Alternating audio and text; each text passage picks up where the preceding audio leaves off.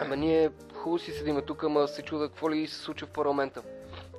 В парламента виж за какво става въпрос. Чуй какви неща говорят. Сигурно някой пак иска парички да източи. 100 милиона евро са недостатъчни. Наистина са недостатъчни. И ние тези 100 милиона евро ние ги искаме от 4 години насам, но няма кой да ни чуе. До кога да наблюдавам отстрани тази гледка за тия дето пея самотробна таблетка. Аз си знам моето место и вместо да гледам те храна с това аресто твърде често. Всичко окей, вратовръзка и за костюм. Липсващи елемент в този пъзел е ум.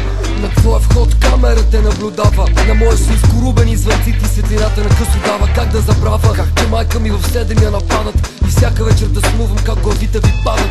Знам къде живеете в мезонети, знам какви навици имате и какви мръсни адети. Тук живота ви е рай, но после ще е ад. Това го знам аз, още 8 милиона и моя брат.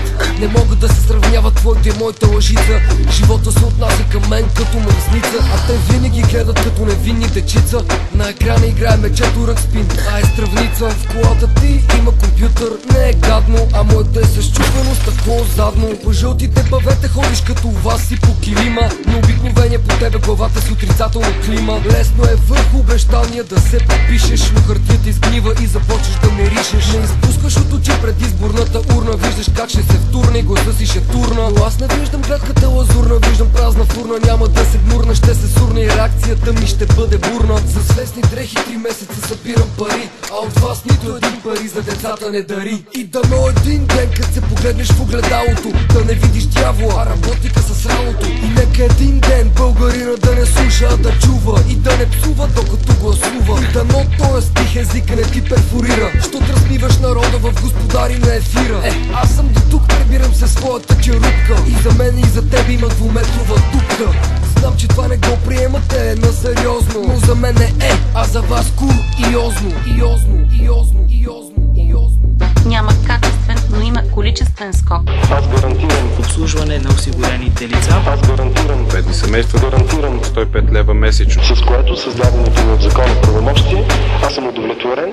И точно той я кимва и на подчинен на мига. Ето така дебелата сметка до обикновения пристига. А он я знае ли как се мръзне блокова панелка? Не знае, заете с поредната сделка. Един с единствена фланелка върху гърба си и си задава въпроса: били са тия, какъв да си? Това е ред на мисъл, е той в който съм писал. Много си ми поднотил живота и съм ти кисел. Не младите границата ще прекрачат, а по теб ще крачат, за теб няма да плачат. Ти си вас, а аз съм пепелника. Колко като тебе съм поел и никой не ме превъзпита. Та води вечната война за вечния мир, за глупаците си кумир, в тоя пир си пастир. Вечер се завивам с чаршаф, а ти си орган, и по този начин аз съм действен, а ти е бан. Не мисля, че в този ред трябва да съм цензуриран, а че за изгонване ти си номиниран. Пея за едни, дето си лягат с мъже, не с въдица, не с бастуна да ги вадиш с въже. По нова година не ми говори за пазарна чанта. У вас имаш една такава, дето пие фанта. Плачена ли е, не знам, плачена е, знам.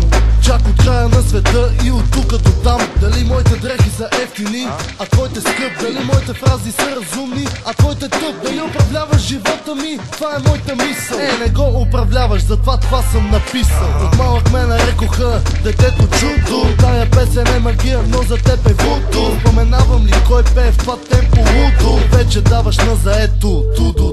И знаеш ли защо толкова съм ти ядосан? Защото ме остави да израсна на косъм. От дебелата сламка не му ли омръзна да смуче? Не му ли омръзна да вижда хора гладни на куче? Припев няма, защото те оставям да подишеш. Да отидеш до туалетната и да се разпишеш. Обещавам ти, че няма да посърна. И когато в твой кошмар се превърна, ще те прегърна.